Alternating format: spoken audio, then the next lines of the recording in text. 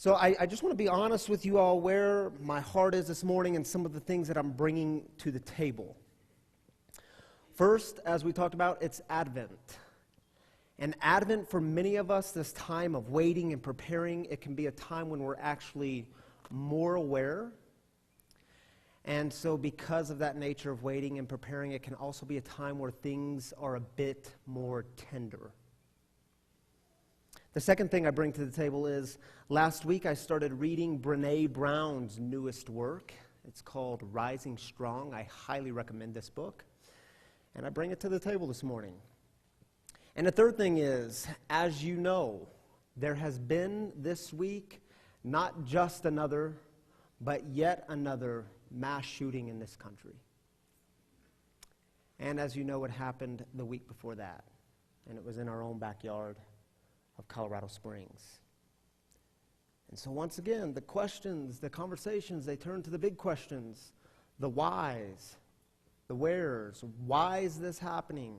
Why isn't God stopping this? Where is God? Where is culture headed? Where is our world headed? So those are some of the things I bring to the table this morning. Now, in Brené Brown's book, Rising Strong, she has this wonderful phrase that she plays with, and she calls it the messy middle. And I love it. And here's what she's talking about when she talks about the messy middle. And she has some help from Pixar when it comes to this. But she describes it through the form of storytelling, 3 acts. And Act 1 is when the protagonist encounters the adventure, is called into the adventure, and accepts the calling. And then somewhere in Act 1, things start to go awry, like a problem comes about or a conflict arises. And then Act 2, and by the way, if you were in Storyline last year, or if you remember our story theme from last year, this will sound somewhat familiar. But Act 2, the character, the protagonist, is looking for every comfortable way to deal with this conflict or problem. And finally, he or she sees that there is no comfortable way. You just have to go right through it. You have to go right through the darkness, head on. And then Act 3, the protagonist encounters some sort of redemption or resolution or some sort of light in the darkness. And Brené Brown says, how many of us, how often do we try to escape Act 2? We try to escape the middle, the messy middle. We try to go from adventure, being called into adventure, to redemption, from adventure to resolution, from adventure to light. And we want to skip the hard work down here. She says this is oftentimes the lowest of low for the character. We want to skip this part. It's the part we'd rather not deal with. We want to get straight to the good stuff. But she says if you want transformation of yourself, if you want transformation of the world, you have to go through the messy middle. I think Advent is the messy middle. So we're going to look at a story from Esther, a story about Esther and Mordecai from the book of Esther. A little backstory to Esther. This takes place during the time and during the location of the Persian Empire. During this time, the Jews have been sent into exile and they have been scattered. Many of them are still living in and on the margins of the empire. Now, the king at this time, his name is King Xerxes. Mordecai and Esther are Jewish. Mordecai is Esther's uncle. He has raised her from the time she was a little girl when her parents passed away. Now, King Xerxes, he and all the king's men, they are in the middle of this 6-month drunken feast, and he calls the queen to come in. And I'm simplifying the story, of course. He calls the queen to come in. She says, no, I'm not coming. He says, fine, I don't need you. In fact, you're no longer a queen. I'm going to find a new queen. And they do a search. And he comes across Esther. And Esther, we're told, is more beautiful than anything he had ever seen. And she has something to offer me. So Esther becomes queen. Keep in mind, Mordecai and Esther are concealing their identity. They don't want people to know they're Jewish. This could be very, very dangerous. 5 years pass by. Meanwhile, King Xerxes has hired a sidekick, and his name is Haman. And Haman is absolutely brutal. Haman is bent on destruction. He has a huge ego. When Haman walks into the room, he expects everyone in the room to bow down to him. And on this particular day, Mordecai, he just stands there. He doesn't bow. And Haman says, I'm sorry, is there a problem? Mordecai says, yeah, there's a problem. I'm Jewish. I'm not bowing down to you. I bow to someone else. Oops. Cover blown. Identity is known. Haman says, really? You're Jewish? Well, you are going to die. And not only are you going to die, all of your people, all the Jews are going to be put to death. So Haman comes up with this decree, and he gets it signed by the king, and the thing is moved into motion. All of them are going to die. Here's where we pick up in the story, chapter 4. When Mordecai learned what had been done, he tore his clothes, dressed in mourning clothes, and put ashes on his head. Then he went out into the heart of the city and cried out loudly and bitterly. He went only as far as the king's gate, because it was against the law for anyone to pass through it wearing mourning clothes. At the same time, in every province and place where the king's order and his new law arrived, a very great sadness came over the Jews. They gave up eating and spent whole days weeping and crying out loudly in pain. Many Jews lay on the ground in mourning clothes and ashes. When Esther's female servants and eunuchs came and told her about Mordecai, the queen's whole body showed how upset she was. She sent everyday clothes for Mordecai to wear instead of mourning clothes, but he rejected them. And I'm skipping a little bit in the story. This conversation goes back and forth between Esther and Mordecai.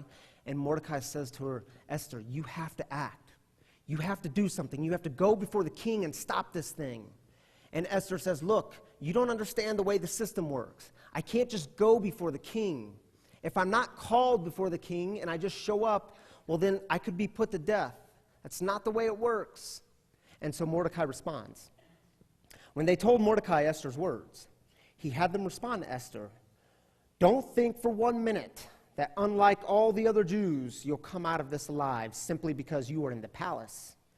In fact, if you don't speak up at this very important time, relief and rescue will appear for the Jews from another place.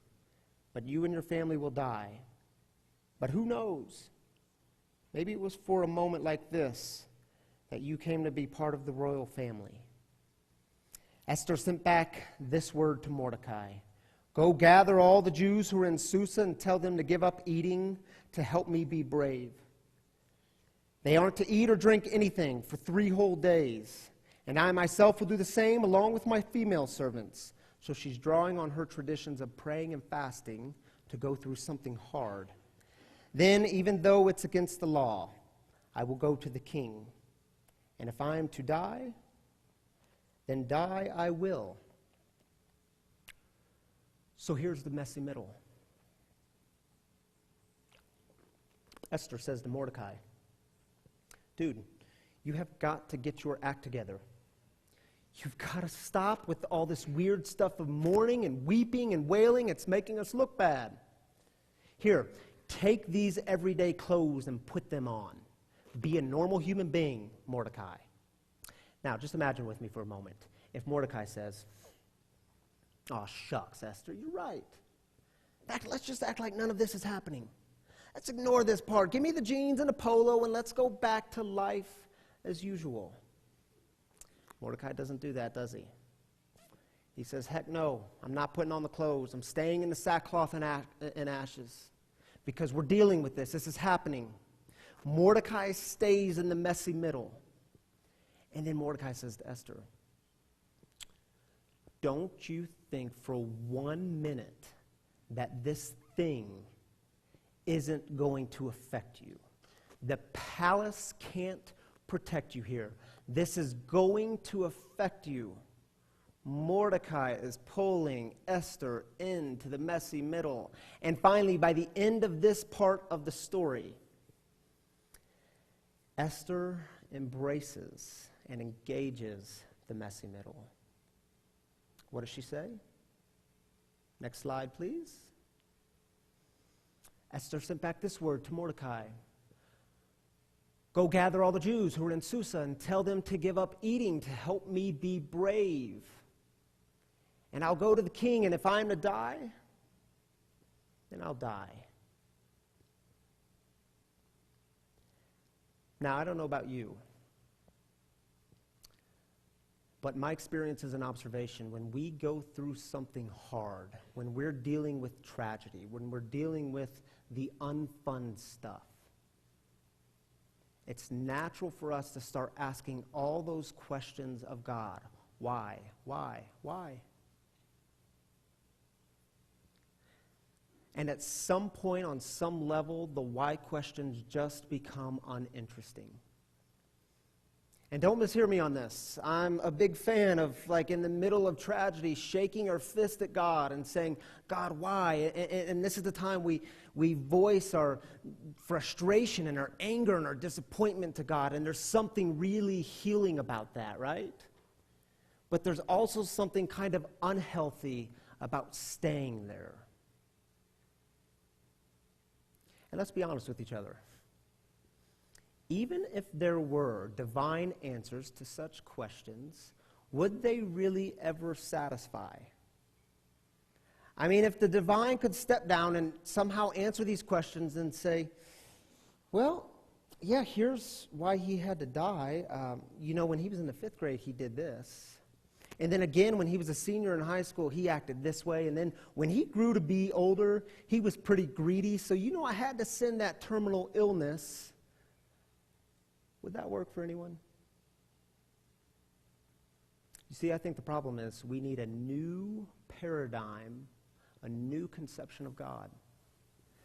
Because so oftentimes when we think about God and ourselves, we have God way up here somewhere. We have humanity down here. And then we have bad things down here, further down here. And when these bad things come about, when they come up to us, we start crying out and up to God, God, why aren't you fixing it? Why aren't you stopping it? Why aren't you intervening on history? And it's a game changer. Everything changes when you see not God up here somewhere, but a God who's actually down here with us in the mess, going through the darkness with us. So I actually think a much more interesting question, at least for me, is why, when these bad things happen, when these tragedies come about, why do they have such a profound effect on us?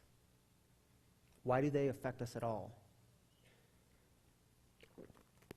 It's like Wednesday afternoon when I went to the gym after hearing about yet another mass shooting. And I was at Westridge, and I was running around the track upstairs, and I thought, man, this is kind of strange, isn't it? Because I'm affected by this, and I don't know these people. I've never met them. I don't know their families. I don't know their friends and their community. I've never seen their faces, and yet it feels like this thing is just sitting right here. Perhaps we live in the echo of Mordecai's words to Esther. Don't you think for 1 minute this thing isn't going to affect you? We're all in this together. And whatever that thing is, a mass shooting, a cultural tragedy, a tragedy in our world, or maybe it's more personal. Maybe you have friends or family who deal with depression, or you wake up next to someone each day who battles addiction, or you come home each evening to someone who has some sort of illness.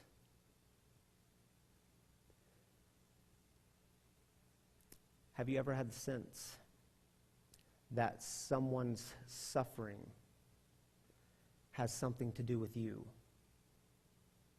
Have you ever had the sense that an injustice over there somewhere has something to do with you?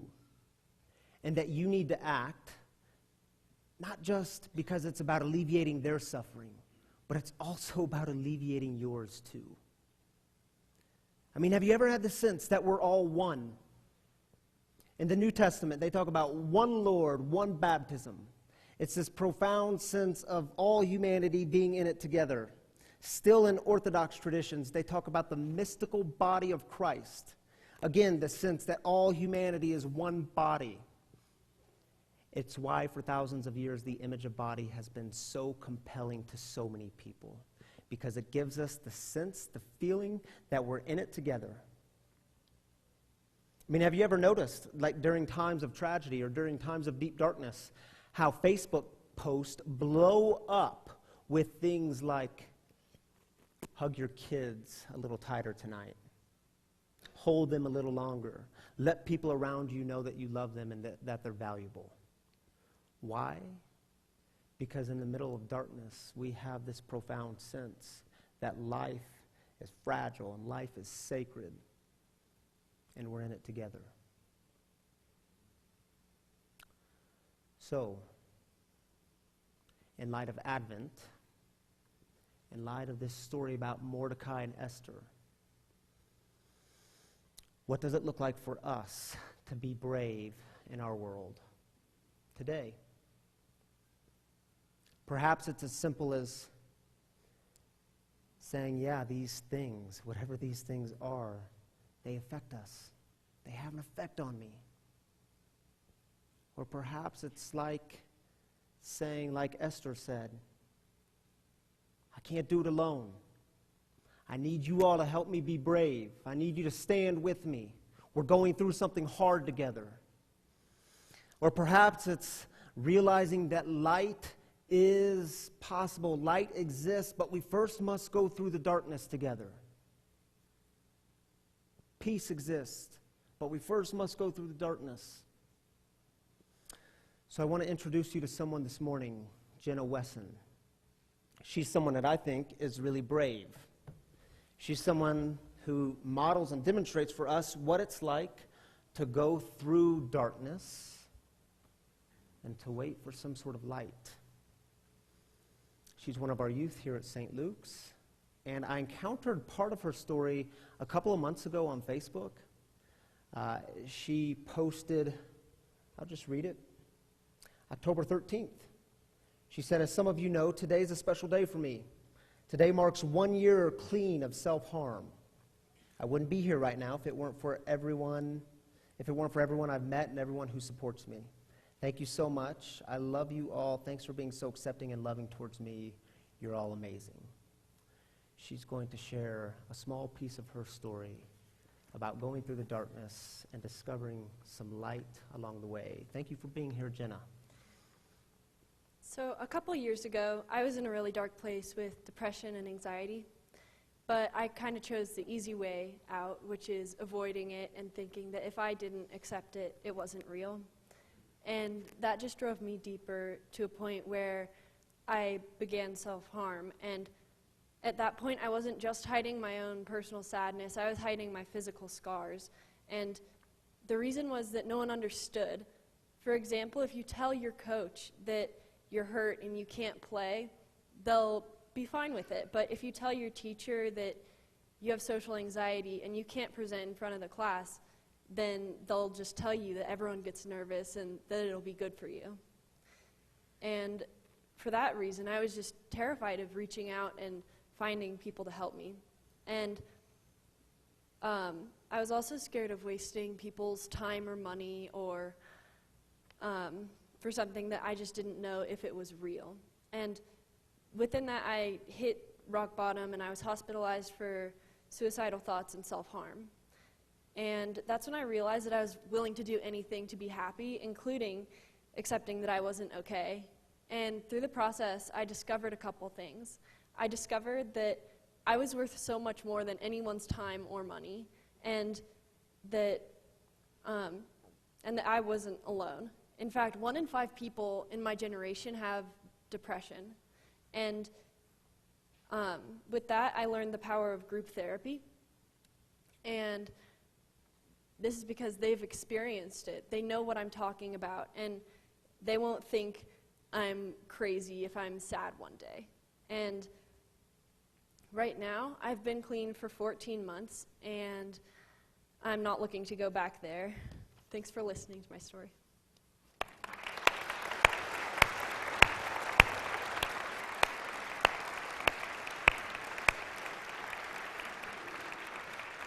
Thank you, Jenna. If you're wondering what it looks like to be brave in today's world, well, you just saw it. Walking through darkness and waiting for light and doing it together. Thanks again, Jenna.